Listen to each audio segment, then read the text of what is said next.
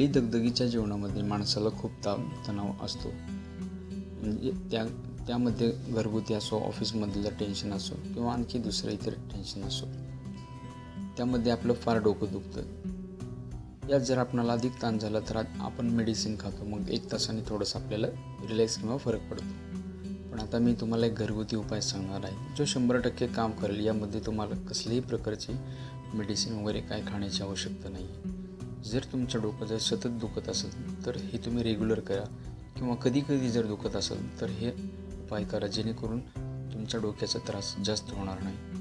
जर तुमचं डोकं जास्त दुखत असेल तर तुम्ही जमिनीवर म्हणजे हातरून न टाकता थोडा वेळ पडायचं आहे, उशी न घेता किंवा हाताची घडी न घालता.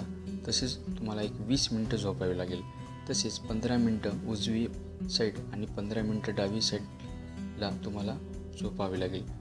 फरक मात्र लगेच पडतो. तसेच 2-3 दिवस जर तुम्ही गरम पाण्याने डोक्यावरून आंघोळ केली तर तुम्हाला 2-4 महिने डोक्याचा कसलाच त्रास होणार नाही.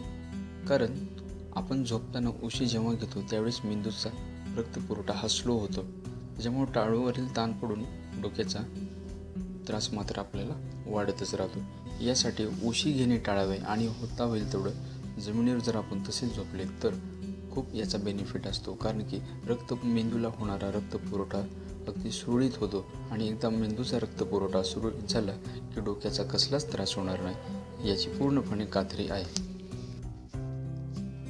कारण मेडिसिन हे तात्पुरतं म्हणजे 1-2 दिवसासाठी उपाय करतात, पण अशा उपाययोजना आपल्याला लाईफ टाईम सपोर्ट करतात. त्याच्यासाठी होता होईल तेवढा ही उपाय जर तुम्ही केला तर तुम्हाला डोक्याचा कसलाच त्रास होणार नाही, याची पूर्णपणे खात्री आहे.